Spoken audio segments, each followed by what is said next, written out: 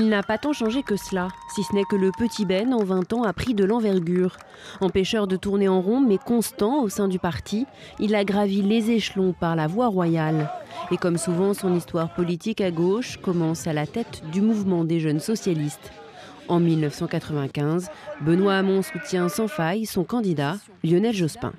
Il a tenu à ce que de vrais jeunes, non pas quelques apparatchiks ou députés qui ont 31 ou 32 ans, soient auprès de lui, de vrais jeunes qui partagent les mêmes conditions d'existence que ceux à qui il s'est adressé ce soir. Le MJS comme tremplin. 2 ans plus tard, le fils d'ouvrier breton entre en campagne dans le Morbihan pour les législatives.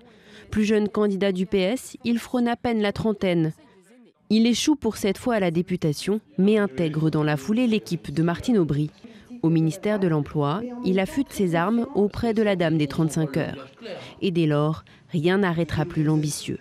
Député européen en 2004, il s'oppose 1 an plus tard à la Constitution européenne. Il s'affirme au sein du parti en 2008 au Congrès de Reims. Le fils spirituel d'Henri Emmanuelli veut incarner l'ancrage à gauche et le renouvellement générationnel. Je veux une gauche qui soit une gauche parfaitement décomplexée. Il finit bon 3e, derrière Martine Aubry et Ségolène Royal. Il devient le porte-parole du parti. Mais sa fonction ne l'empêche pas d'exprimer ses opinions.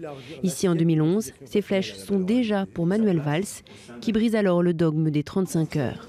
On peut vouloir déverrouiller les 35 heures. À mon sens, c'est une erreur politique.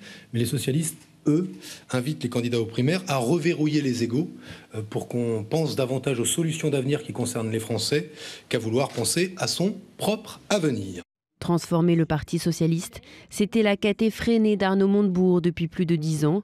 Benoît Hamon était souvent dans son sillage, mais hier, le petit Ben l'a coiffé au poteau et acquis la légitimité de reprendre le flambeau. Et on retrouve